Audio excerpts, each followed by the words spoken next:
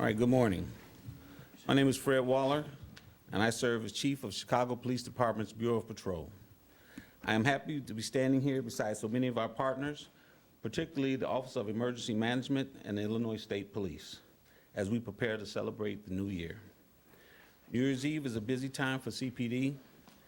As others celebrate with friends and family, roughly 1,300 additional police officers will be deployed to keep everyone safe. This additional deployment of officers will be on top of our regular patrols that will be busy safeguarding all 22 police districts throughout the city. I want to begin by thanking all the officers who will be out on the streets in the final hours of 2019. Many of these officers have had their days off canceled to work on this important night. Others have shifted their assignments to focus on Chicago's many vibrant entertainment districts. With this shift also comes a change in hours, so many of our officers will be working late to keep an eye on the people of Chicago. Officers from every district and every division will be pitching in this year. Besides our reliable beat cops, CPD has called upon its Marine and mounted units for additional patrols. Officers will also be patrolling on bites in the Central Business District. K-9 officers will monitor the CTA and other large gathering places. Officers will also be patrolling on bicycles. Many of these specialized units will be part of a team of 300 additional officers that will be deployed specifically for the fireworks display planned along the Chicago River on Tuesday night. Another team of officers is assigned to the fireworks display planned for Navy Pier. The bulk of the officers assigned to these events, as well as other events throughout Chicago, will be in full CPD uniform. The idea is to boost our visibility on a night where so many people are out celebrating. That said, we will also have plainclothes officers at events mingling within the crowds in a discreet manner to watch for public gatherings. I'd like to recognize the Chicago Fire Department and the U.S. Coast Guard too. These partners will be helping CPD monitor our waterways on New Year's Eve. The Department of Streets and Sands also deserves kudos for providing the barricades that mediate increased pedestrian and vehicular traffic on what is sure to be a busy night. And while CPD is adding manpower and strategically deploying resources, we rely most heavily on individuals throughout the city to make smart decisions on New Year's Eve. CPD asks everyone to be conscious of their alcohol intake, be safe at all events, and make responsible decisions. If you've been drinking, don't drive. The CTA, again, will offer free bus and train rides from 10 a.m. on Tuesday to 4 a.m. on Wednesday. And if you see something suspicious or unsafe, don't hesitate, just call 911. The Chicago Police Department wishes everyone a safe and happy New Year. And now I'll turn it over to the head of OEMC, Rich Gaitis. Chief Waller. Morning. I'm Rich Gaitis, Executive Director of the Chicago Office of Emergency Management and Communications. We're here today to remind residents and visitors to enjoy New Year's Eve celebrations safely and responsibly. As always, the city will be monitoring events citywide as well as in the various entertainment districts throughout the city. Those heading out to celebrate are reminded to use public transportation or rideshare services to travel safely throughout the evening.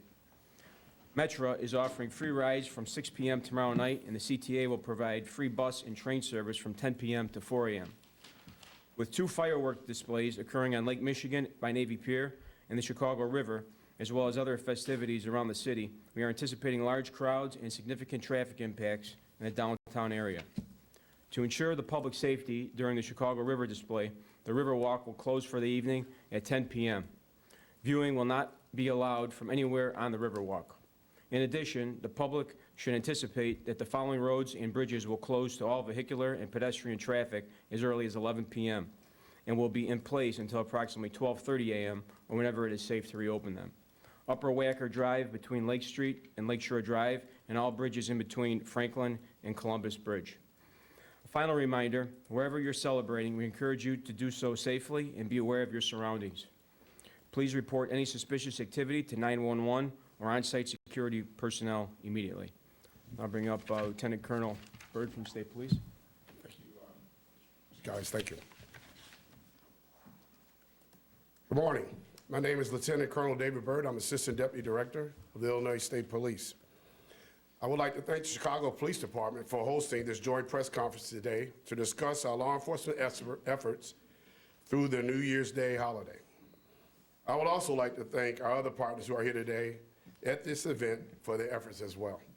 Before I begin, I also want to thank the Northern Region Patrol Commander for the State Police, Rob Meter, for being here, and also want to thank the Executive Officer for District Chicago, Lieutenant Henry Spike, for being here as well.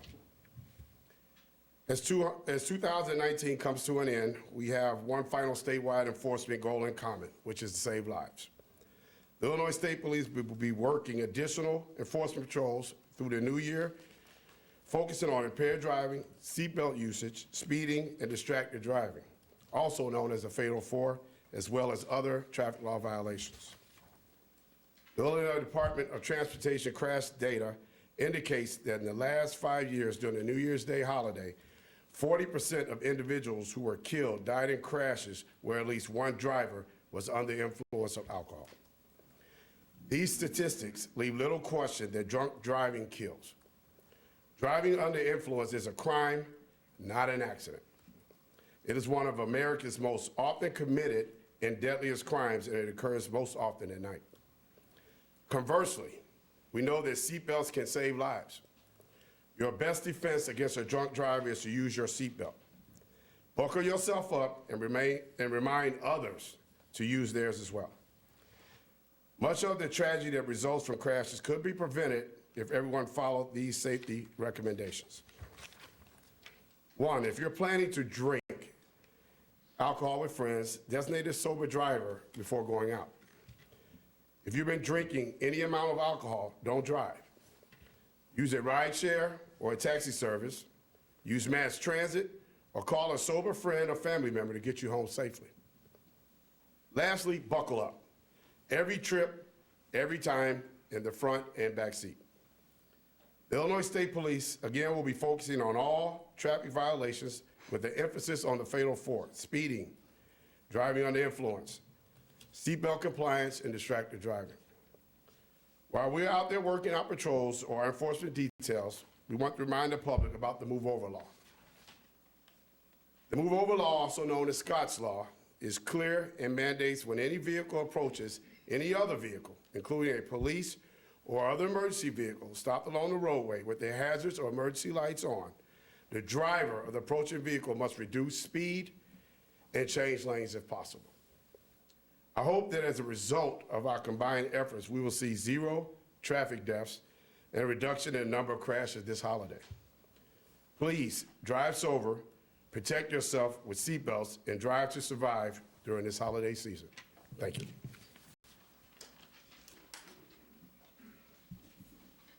Thanks, Dave. We'll take a few questions now.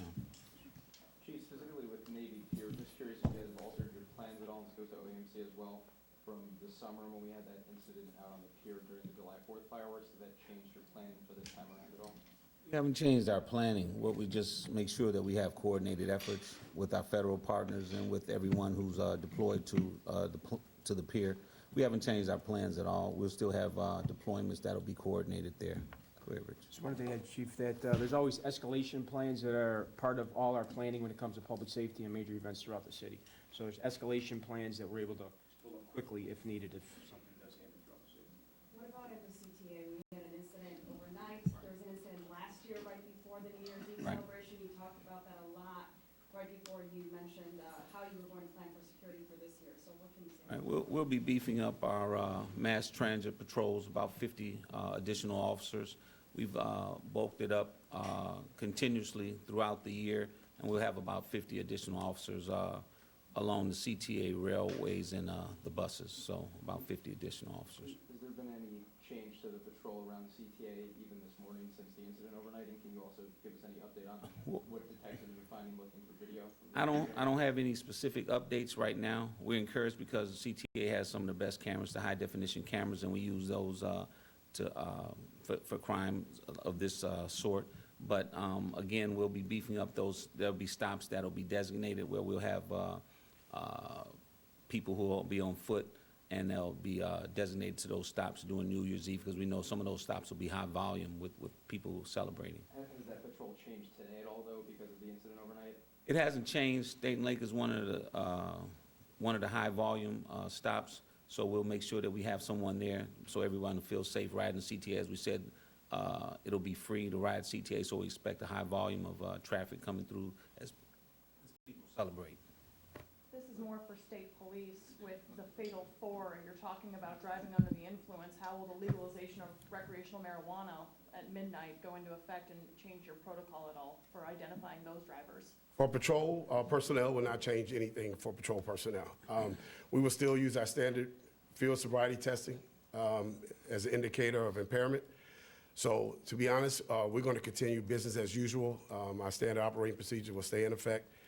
We use those same criteria, whether there's alcohol or if there was some other controlled substance, we would still use those same those priorities, those same indicators of impairment. We would use those. Is there, a better scientific way to detect driving under the influence of cannabis now? I know that's been, it's still kind of a gray area. It is, and we're working on that. We have a team in our training academy who was doing some testing of a lot of different there are mechanisms out there that we're still looking into, but we're doing a lot of training, a lot of extensive look at this, because we want to be able to come up with the best, whatever instrument they have out there that's going to assist us in determining if someone is impaired or not. But I will stand by the, standard field sobriety tests.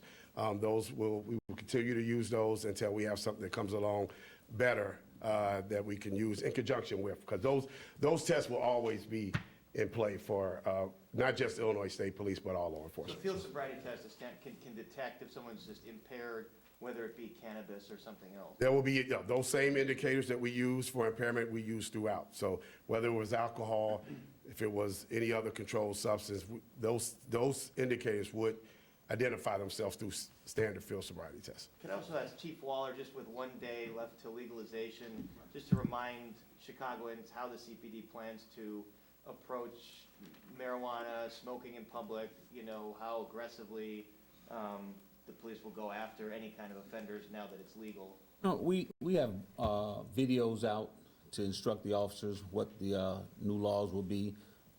We have instructions, we have bullet points, we do roll calls, extensive roll calls we've done. We put out, as I said, bulletins, so the officers will have some clear and direct guidance as far as what we can and cannot do, what the limits will be in vehicles, on public and private property. So we have a lot of things in place. Like I said, some scenario-based videos. So, and any questions, we'll have a question and answer place where people can call in, officers can call in and send emails to if they have any questions about what and may be unclear as far as what we can and cannot do. One more, guys?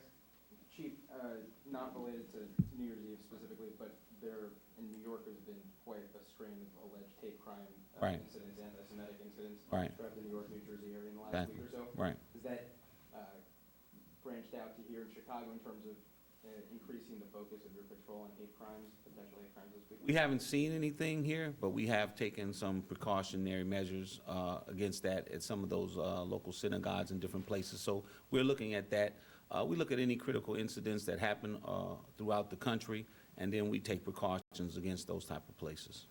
Thanks a lot. Chief Waller, this is the third straight year of violence reductions across the city, so there's still nearly 500 murders. What's the department hoping to do next year to continue the trend? The trend, as you said, has been decrease the last 3 years, and we hope to keep on that steady pace of decreasing the crime. All the index crimes, robberies, burglaries, all those different things have all gone down, car thefts, vehicular hijacking. So we just hope to keep building upon that.